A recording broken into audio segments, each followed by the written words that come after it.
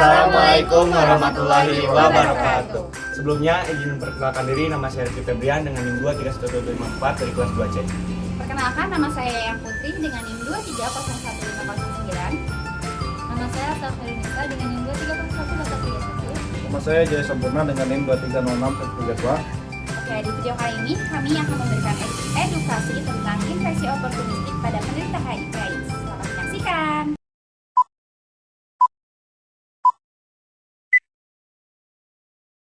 HIV adalah sebuah virus yang menyerang sistem imun tubuh manusia. HIV menimbulkan masalah yang signifikan bagi kesehatan masyarakat global dan merupakan salah satu penyakit menular paling mengancam jiwa dengan angka kesakitan dan kematian yang tinggi. Data menunjukkan kasus HIV atau AIDS di Indonesia, negara dengan risiko HIV dan AIDS tertinggi kelima di Asia, terus meningkat setiap tahunnya. Meski cenderung berfluktuasi, HIV ditularkan melalui transfusi darah, penggunaan jarum suntik, alat-alat injeksi, alat-alat operasi, atau alat lainnya yang invasif yang digunakan bersama atau menggunakan alat bekas dengan orang lain, seks tanpa proteksi, transmisi dari ibu yang terinfeksi ke janin. HIV adalah sebuah virus yang menyerang sistem imun tubuh manusia, sehingga fungsi sistem kekebalan tubuh menurun dan rentan diserang berbagai penyakit atau yang disebut infeksi oportunistik. Infeksi oportunistik adalah sebuah infeksi pada pengidap HIV disebut sebagai infeksi oportunistik karena berbagai macam mikroba penyebabnya, yaitu bakteri, jamur, parasit, dan virus lainnya. Muncul mengambil kesempatan selagi daya tahan tubuh sedang lemah-lemahnya. Mengalami infeksi oportunistik artinya kemungkinan besar stadium infeksi HIV Anda sudah lanjut, alias di tahap AIDS. Meskipun HIV merupakan penyebab awal AIDS, namun sebagian besar kematian terjadi pada pasien yang terinfeksi HIV dengan komplikasi infeksi oportunistik atau IO. IO dengan cepat menyerang pasien dengan sel dan kondisi pertahanan imun humoral. Organisasi Kesehatan Dunia atau WHO menyatakan bahwa pasien dengan HIV stadium 3 dan 4 memiliki risiko 9,4 dan 22,6 kali lebih tinggi terkena IO dibandingkan mereka yang mengidap HIV stadium 3 dan 4. Dengan HIV stadium 3, pasien terinfeksi HIV dengan jumlah sel T CD4 kurang dari 200 sel per milikubik ditemukan memiliki risiko 4,9 kali lebih tinggi terkena IO dibandingkan pasien terinfeksi HIV dengan jumlah sel T CD4 lebih dari 350 sel per milimeter kubik. Infeksi oportunistik disebabkan oleh infeksi berbagai kuman, penyakit seperti virus, bakteri, jamur, dan parasit yang berlangsung di dalam tubuh.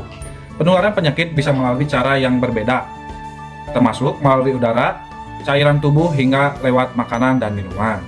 Macam-macam mikroba penyebab infeksi oportunistik pada penderita HIV/AIDS. Yang pertama ada Candidiasis. Candidiasis adalah infeksi yang disebabkan oleh jamur Candida.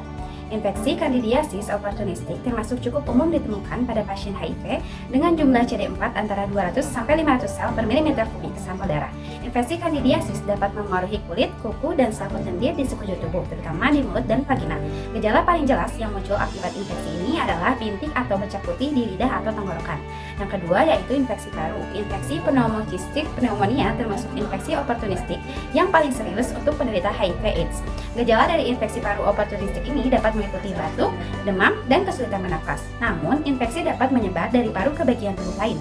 Infeksi oportunistik oleh jamur Streptococcus pneumoniae misalnya dapat menyebar ke kulit, tulang, atau saluran kemih.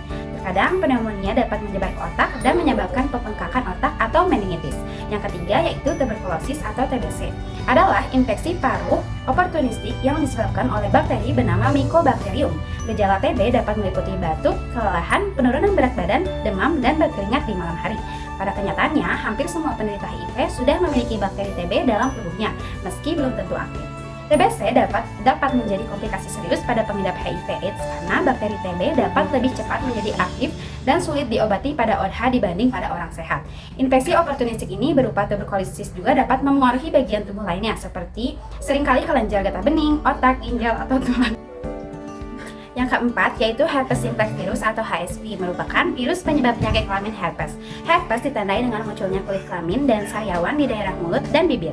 Setiap orang memang bisa terkena herpes, tetapi penderita HIV berpeluang lebih besar untuk mengalami infeksi herpes oportunistik ini dengan gejala yang lebih parah.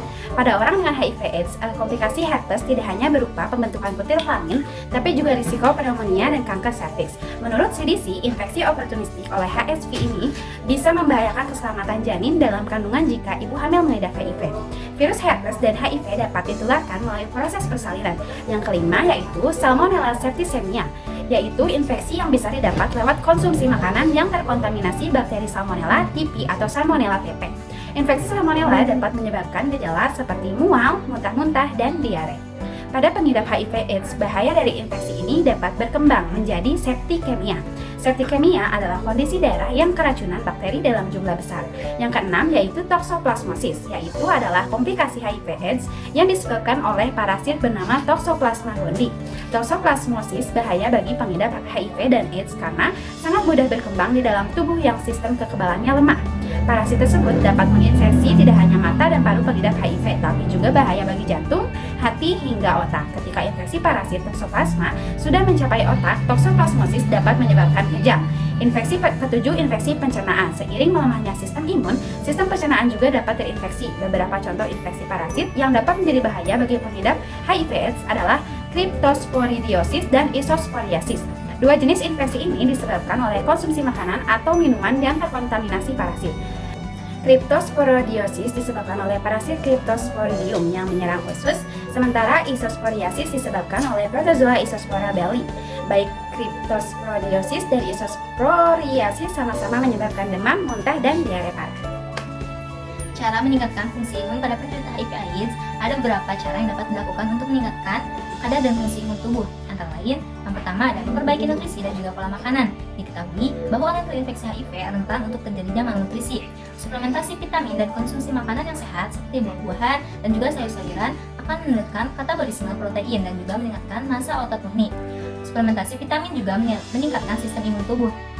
Nutrisi yang baik juga mempengaruhi obat-obatan antiretroviral sebab beberapa antiretroviral mengganggu metabolisme lipid, glukosa, metabolisme tulang, dan juga asidosis laktat. Sehingga dengan mengonsumsi suplementasi tambahan berupa vitamin dan juga makanan yang sehat membantu mengurangi gejala dan juga komplikasi HIV. Yang kedua ada tidur yang cukup. Memungkinkan sistem kekebalan tubuh berfungsi optimal dengan memproduksi sitokin, yaitu senyawa yang membantu melawan bakteri dan juga virus dalam tubuh. Senyawa tersebut dapat meningkatkan sistem kekebalan tubuh untuk melawan penyakit secara lebih efektif. Yang ketiga ada hindari minuman alkohol dan merokok. Berdasarkan data WHO, konsumsi alkohol dapat meningkatkan gangguan kesehatan mental dan juga bisa membuat kita rentan mengalami penyakit menular.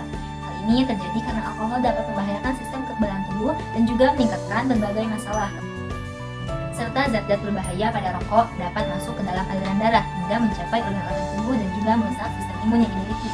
Kebiasaan merokok juga dapat membuat kadar antioksidan dalam darah menurun. Yang keempat, ada berolahraga secara teratur. Juga dapat membantu meningkatkan sistem kekebalan tubuh. Berolahraga dapat membantu mengatur berat badan, membentukkan massa otot murni, dan juga mengurangi lemak dalam tubuh. Bukti ilmiah menyatakan bahwa dengan berolahraga, maka dapat meningkatkan fungsi sistem imun dan menurunkan inflamasi kronis.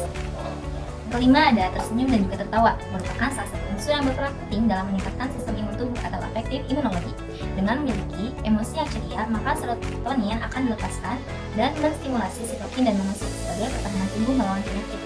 Keenam ada vaksin adjuvan atau diberikan sebagai booster pada vaksin untuk meningkatkan sistem kekebalan tubuh pada pasien HIV. Penderita adjuvan pada vaksin meningkatkan imunitas humoral dan membantu meningkatkan sistem imun. Adjuvan diperlukan untuk membantu stimulasi, terutama oleh faktor imun. Opportunistik dapat dideteksi melalui pemeriksaan kandungan CD4 di dalam darah seseorang yang terinfeksi HIV. Cara mencegah infeksi oportunistik terdapat beberapa langkah yang dapat dilakukan dalam mencegah terjadinya infeksi oportunistik. Antara lain dengan yang pertama, ada menerapkan hubungan seks yang aman menggunakan pengaman.